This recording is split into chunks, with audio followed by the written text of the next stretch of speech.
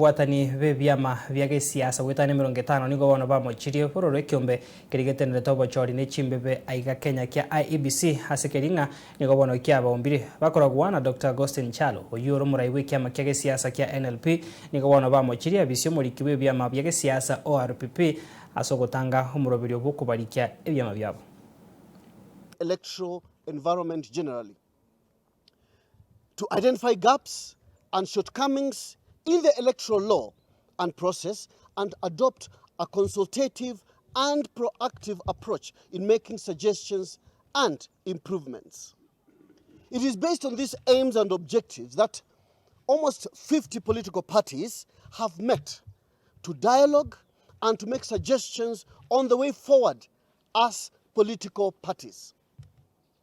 We have come together to deliberate on the state of the nation and in particular the health of our multi-party democracy. And in this regard, we wish to address the following matters of national importance. On Iebc, we are grateful that the nation firmly has a fully constituted Iebc commission in place and that we are firmly on the path to 2027 general elections. However, we are alarmed by the attitude the Commission has adopted towards political parties. The Commission has met with churches, foreign embassies, NGOs and other groups, but not with political parties who are its principal stakeholders.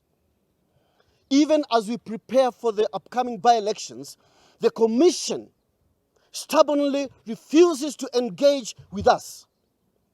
Therefore, to Mr. Erastus Edung Ethekong, Fahima Arafat Abdallah, Moses Alutala Muhwana, Anne Jerin Nderitu, Mary Karen Sorobit, Hassan Nur Hassan, and Professor Francis Odhiambo Oduol, please be advised that political parties will be paying you a visit